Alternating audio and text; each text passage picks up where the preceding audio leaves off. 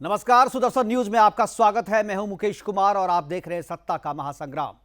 सत्ता के महासंग्राम में आज चर्चा टीएमसी के उम्मीदवारों की लिस्ट की, जिसे आज ममता बनर्जी ने अपने कार्यालय के उसी छोटे से कमरे से जारी किया जिस कमरे से उन्होंने पिछले विधानसभा चुनाव में यह लिस्ट जारी की थी। 2016 का वो दिन भी शुक्रवार था और आज 2021 में भी जब लिस्ट जारी की गई तो आज भी शुक्रवार ही है। और यह मात्र कोई संयोग नहीं बल्कि टोटका और अंधविश्वास है जिस पर ममता दीदी बहुत ही ज्यादा विश्वास करती हैं। 2019 के लोकसभा चुनाव में भारी दबाव के बीच ममता ने इस टोटके और अंधविश्वास से बाहर निकलने की कोशिश की थी और छोटे से कमरे से बाहर आकर के उन्होंने उम्मीदवारों का ऐलान किया था और नतीजा सबके सामने है। इस नतीजे के बाद से ममता बनर्जी एक बार फिर से उस टोटके और अंधविश्वास के चक्कर में फंस गई। लेकिन ऐसा नहीं है कि वो सिर्फ टोटके और अंधविश्वास का सहारा ले रही, बल्कि ममता इसके साथ साथ बंगाल के जातीय और राजनीतिक समीकरणों को भी पूरा ख्याल रख रही है। ममता ने एक बार फिर से अपने खाते की सभी सीटों का ऐलान कर दिया है और 42 मुस्लिम और 50 महिलाओं को टिकट थमाकर ममता ने बीजेपी और लेफ्ट गठबंधन के उम्मीदवारों के नाम पर फिर से उन्हें माथापच्ची करने को मजबूर कर दिया है। पीके के फार्मूले पर ममता ने सीटों का बंटवारा किया है या फिर ममता ने अपना फार्मूला लगाया है, इस बात पर हम चर्चा करेंगे। और यह भी चर्चा करेंगे कि बागियों को रोकने के लिए या बगावत को रोकने के लिए ममता ने आज क्या ऐसा दांव खेला जिसको लेकर के सीटों के ऐलान और 37 उम्मीदवारों के टिकट जो सिटिंग एमएलए हैं उसके टिकट काट लेने। बिल्कुल, खेल में लौर में जीत में फार्मूला है टीएमसी का। ममता बनर्जी ने आज टिकट के ऐलान के साथ ही यह भी कहा कि खेल में लौर में जीत पे। हमारे साथ दो मेहमान जुड़ गए हैं। बीजेपी के प्रवक्ता है ओम प्रकाश सिंह और सुमित मेहरोत्रा है टीएमसी से। दोनों से बात करेंगे। पहले तो दोनों मेहमानों का स्वागत है और स्वागत जो है शुरुआत जो है मैं सुमित मेहरोत्रा जी मैं आपसे करना चाहूँगा। आज 291 सीटों का ऐलान कर दिया, 291 सीटों पे उम्मीदवारों का ऐलान कर दिया टीएमसी ने, ममता बनर्जी ने। लेकिन जो फार्मूला अपनाया गया, जो कि जिसको लेकर के बगावत की बात चल रही थी कि पीके को लेकर के काफ़ी बगावत जैसे सुर निकल रहे थे, बहुत सारे लोगों ने छोड़ करके टीएमसी का दामन दूसरे पार्टियों में खासतौर पे बीजेपी में गए। क्या ये जो सीट का ऐलान किया गया है इसमें जो समीकरण साधने की कोशिश की गई है, क्या ये पीके के फार्मूले पे हुआ है या ममता दीदी का फार्मूला है या कोई और भी है जो ममता दीदी के लिए रणनीति बना रहा है? हमारी पार्टी में प्रशांत किशोर जी हैं जो रणनीतिकार के तौर पे काम कर रहे हैं।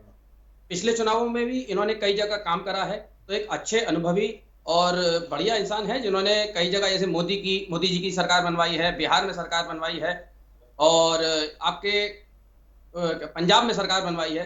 तो उनका लक्ष्य ये है माननीय ममता दीदी को तीसरी बार सीएम बनाना। और जो टिकट कटे हैं, टिकट की आप बात कर रहे हैं, टिकट नहीं मिले हैं, लोग परेशान हैं, तो दीदी ने नए चेहरों को मौका दिया है। हर जना चाहता है नए लोगों को मौका मिले। तो इस बार भी दीदी ने वही काम करा है कि 27 जो लोग टिकट कटा था, 27 लोगों को नए लोगों को मौका दिया गया है। तो जो 27 लोग काटे गए हैं उनके लिए क्या है?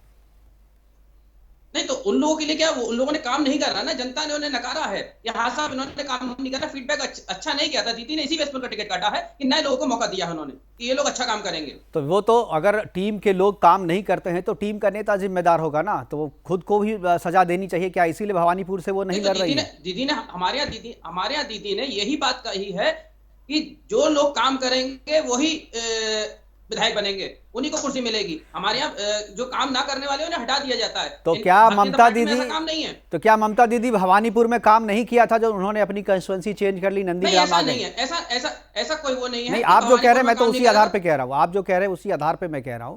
जब 27 विधायकों का टिकट इसलिए काट, दीदी ने हमारी माननीय ममता दीदी ने 10 साल बंगाल की जनता के लिए काम करा है, गरीबों के लिए काम करा है। तो ये भारतीय जनता पार्टी वाले जो वहां पे जाके बातें करते हैं कि काम नहीं हुआ है, भ्रष्टाचार है, बातों की बात नहीं है, बातों की बात नहीं है, ये तो आंकड़े हैं ना। 2019 के लोकसभा चुनाव में उनके वार्ड में 5 वार्ड में पीछे चल रही थी ममता दी आपकी पार्टी वहां पे। नहीं, तो काम तो जी बताइए। जी मैं आपको बता दूं, कोई भी जना दूसरी जगह जाके लड़ता है तो आप ये ना सोचे कि वहां पे सीट हार गया, हार के डर के इससे। क्या माननीय मोदी जी ने उत्तर प्रदेश चुना था 2019 में, 2014 में, तो क्या माननीय मोदी जी क्या गुजरात में हार गए थे? क्या नहीं, गुजरात में नहीं, गुजरात में उन्होंने लोकसभा चुनाव लड़ा ही नहीं था, पहला चुनाव ही उन्होंने वहां लड़ा था। आप आंकड़े सही कर लीजिए। तो गुजरात छोड़ा था ना, गुजरात में लोकसभा चुनाव लड़ा नहीं था। खैर उसकी चर्चा नहीं करें हम लोग यहाँ पे, वो बहुत दूसरी तरफ से डिस्कशन हो जाएगा। दो चीजें, नंदीग्राम में वो गई हैं, शुभेंदु अधिकारी शुभेंदु अधिकारी नंदीग्राम के धरती पुत्र माने जाते हैं। क्या ममता बनर्जी सजा देने के लिए, क्या ममता बनर्जी ओवर कॉन्फिडेंट है कि वो जीत ही जाएंगी नंदीग्राम से, और चूंकि शुभेंदु अधिकारी को सजा देने के लिए गई है? बिल्कुल बिल्कुल, जहां से शुभेंदु अधिकारी लड़ेंगे, माननीय ममता दीदी कह चुकी हम वहीं से लड़ेंगे, टंके की चोट पे लड़ेंगे। ठीक है, हमारे साथ ओम प्रकाश जी। ओम प्रकाश जी, क्या अभी तक तो आप लोगों ने टिकट का ऐलान नहीं किया, उम्मीदवारों की घोषणा नहीं की है, लेकिन क्या नंदीग्राम से शुभेंदु अधिकारी लड़ेंगे, या ममता बनर्जी के आने के बाद से नंदीग्राम से कोई दूसरा चेहरा आप देंगे और शुभेंदु अधिकारी कहीं और जाएंगे? कब तक आप अपने उम्मीदवारों की घोषणा कर रहे हैं? दुनिया की सबसे बड़ी पार्टी है। हमारे यहाँ एक सिस्टम है, पार्लियामेंट्री बोर्ड है, केंद्रीय चुनाव समिति है, उसकी बैठक हुई है। संभवतः आज या कल परसों में टिकट की घोषणा हो जाएगी। ये तो रहे एक मुद्दे जी। तो दूसरी बात, हमारे तृणमूल के भाई हैं, बड़ा अच्छा लगा उनका बात की ममता बनर्जी शुभेंदु अधिकारी को जवाब देने। भारतीय जनता पार्टी में शुभेंदु अधिकारी जी हमारे नेता हैं, वरिष्ठ नेता हैं, उनको जवाब देने के लिए मुख्यमंत्री को आना पड़ रहा है। बात ये सबसे बड़ी है कि भवानीपुर में लोकसभा 2019 के चुनाव में भवानीपुर विधानसभा, जनता का चुनाव है ओम प्रकाश जी, जनता का चुनाव है, जनता चुन रही आप है। 2019 में भी जनता का चुनाव था, आप इनको बोलने दीजिए। सुमित जी, मैं आपके पास आऊंगा। चुप, आप लोग के यही संस्कार है, सुनने की थोड़ा सा क्षमता विकसित करें।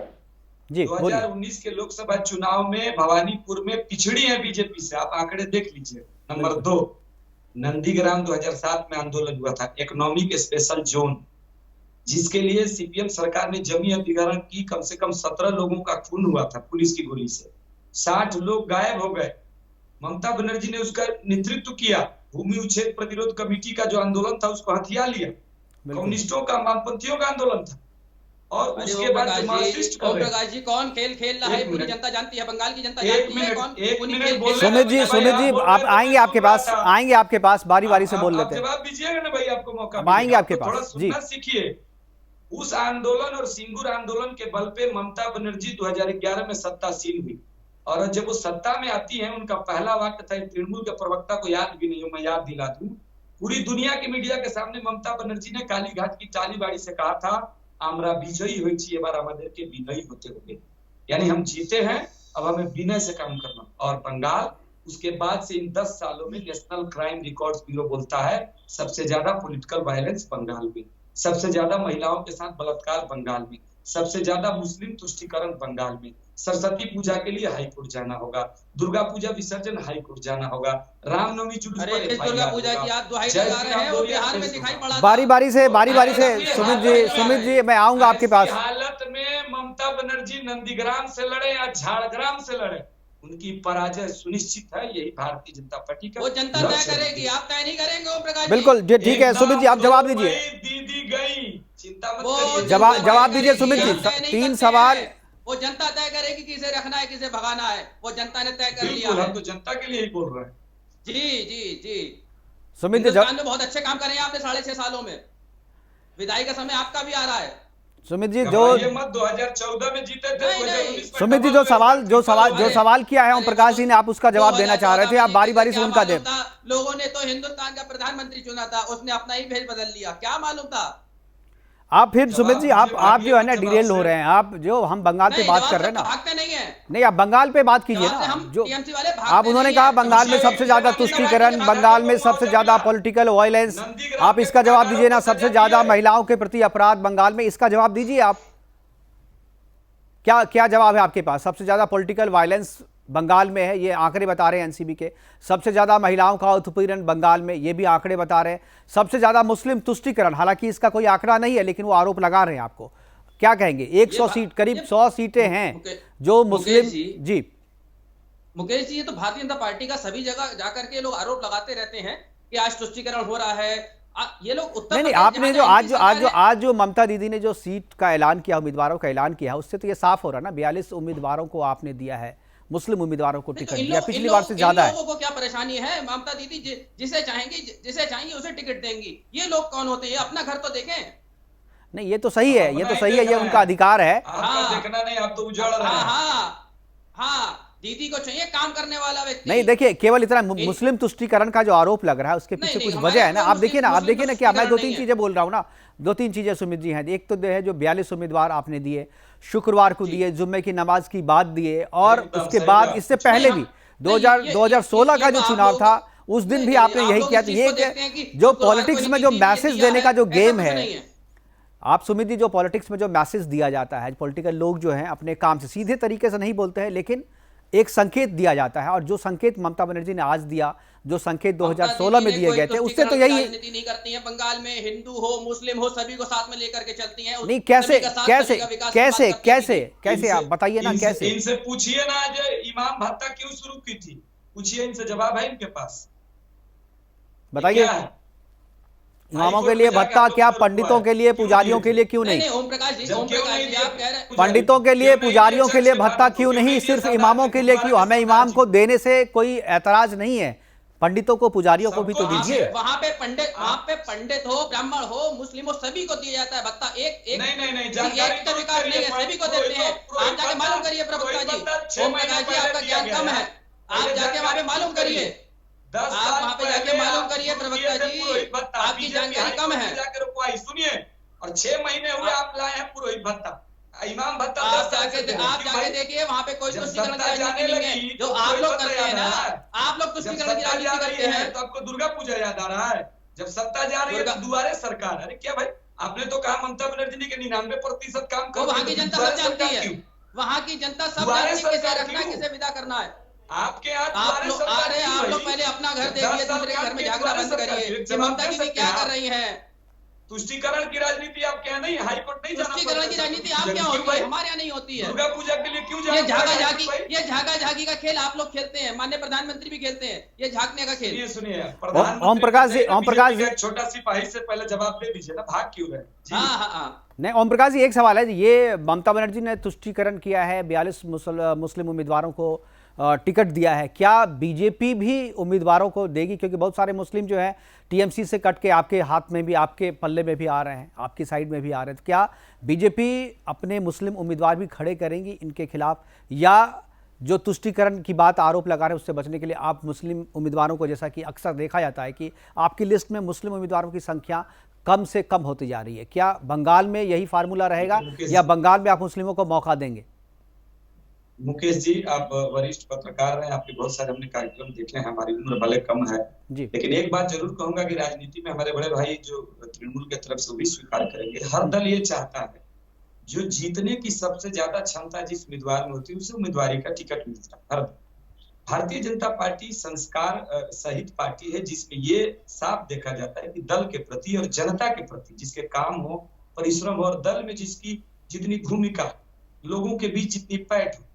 हमारे मोदी जी ने ही कहा कि सबका साथ, सबका विकास, सबका विश्वास। और एक बात याद रखना होगा, हम मुस्लिमों से कितना प्रेम करते हैं और क्या करते हैं तो समय जवाब देगा। हमारे लिए तो ये क्या बोलते हैं, प्यार करो, विकास हो रहा है प्रकाश जी, सबका साथ, सबका विकास की बात, केवल अपना ही विकास कर रहे हैं। नहीं, सबका साथ, सबका विकास और सबका विश्वास, सबका विश्वास भी आप डॉक्टर एपीजे अब्दुल कलाम को दूसरी बार राष्ट्रपति बनने का विरोध माननीय मोदी जी अपना ही विकास कर रहे हैं, देश का विकास नहीं हो रहा है। राष्ट्रवादी अपना ही विकास कर रहे हैं, हिंदू हो मुसलमान, अरे अपना विकास, अपने दो साथियों का विकास कर रहे हैं और किसी का विकास नहीं हो रहा है। हम देश के गद्दारों के खिलाफ हैं और ये लोग रोहिंग्या को अपनाते हैं, बांग्लादेशी घुसपैठियों को अपनाते हैं, और बंगाल में जो लोग, बंबई में आप ही का बांग्लादेशी पकड़ा गया है, नेता है, उसे आपने बांग्लादेशी का नेता बनाया, मेंबरशिप दी, उसमें भी कुछ बात कर लीजिए। आप बांग्लादेशी चिल्लाते हैं। आप अपने देखिए, ऐसी घटनाओं को रोकने के लिए ही तो लाया गया है जो ना, इसी को रोकने के लिए तो कानून है, एनआरसी जो है, एनआरसी इसी को रोकने के लिए तो है। पहले अपना घर देखिए, पहले अपना घर देखिए, फिर आप बोलिएगा। सुमित जी, तो क्या आपको लगता है जी कि एनआरसी इस बार मुद्दा रहेगा बंगाल में, असम में, क्या मुद्दा रहेगा एनआरसी का? ये भारतीय जनता पार्टी वाले आप देखिए, जिन्होंने विरोध करा, आज जो भारतीय नहीं, आप ये मानते हैं कि बंगाल में घुसपैठिए हैं? ये तो बहुत सारी खबरों में भी आ चुके हैं कि बंगाल में बहुत सारे घुसपैठिए हैं, रोहिंग्यास को वहां पे मतदान पत्र बनाए गए, वहां पर आधार कार्ड बनवाए गए हैं और सरकार के लोगों ने बनवाए हैं, टीएमसी के कार्यकर्ताओं ने बनवाए हैं, ये भी चीजें सामने आ चुकी हैं। नहीं तो भारतीय जनता पार्टी वहां पे जांच करे ना। का नहीं, वो तो के समय इनके मुख्यमंत्री का आप ऑन रिकॉर्ड है मुकेश जी, आप वरिष्ठ पत्रकार हैं, देख लीजिए प्रवक्ता रिकॉर्ड जी, बाहर करके ममता बनर्जी ने प्रवक्ता जी, रोहिंग्यों का ओम प्रकाश समर्थन जी, किया कि उन्हें मानवीय आधार ओम पर प्रकाश अपनाया जी, जाए। पहले अपना बिल्कुल। अपना IQ आप और जो बढ़ाइए। बंगाल में बीजेपी के नेता आ रहे हैं प्रचार करने के लिए, लोग हम लोग को बंगाल बाहरी के बोलते नेता हैं, आ रहे हैं। तृणमूल का कल्चर पहले है। आप अपना IQ बढ़ाइए, पहले आप अपना है IQ IQ, बढ़ाइए, आप तैयारी करिए, एक भी जवाब नहीं पहले दे पा आप रहे हैं। तैयारी करके आइए। रोहिंग्या जो आप चिल्ला रहे हैं, कहाँ है, कौन सा डाटा है? ये जो आप नौटंकी करते हैं बंगाल, केवल बंगाल के लिए, फिर रोहिंग्या यहाँ पे है, कहाँ है रोहिंग्या, बताइए। सीएबी के समय ममता बनर्जी ने क्या कहा था? केवल आपको चुनाव के समय रोहिंग्या नजर आता है, बोलिए उससे आप। पहले कोई बात नहीं करते हैं। आप चैनल पे बोलिए सीएबी का विरोध करते हैं या समर्थन, बोलिए। यहाँ घुसपैठियों का समर्थन करते हैं कि विरोध, बोलिए, बोल सकते हैं क्या आप लोग? बोलिए सुमित जी, क्या आप एनआरसी और सीएए का समर्थन करते हैं, विरोध NRC करते की हैं? आड़ में जो आप खेल खेलना चाहते हैं वो टीएमसी बिल्कुल नहीं होने देगी बंगाल के अंदर।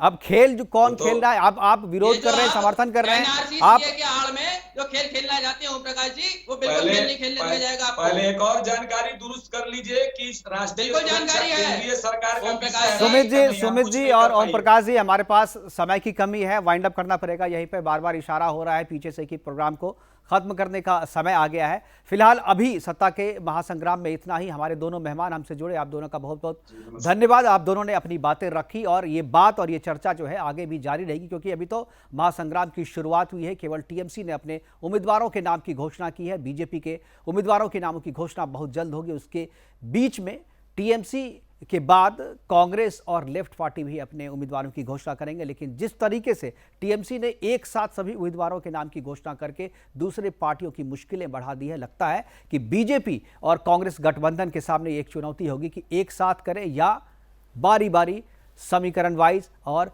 चरण वाइज अपने उम्मीदवारों की घोषणा करें। फिलहाल अभी के लिए इतना ही, दीजिए इजाजत, नमस्कार। দেখা হবে, জিতা হবে।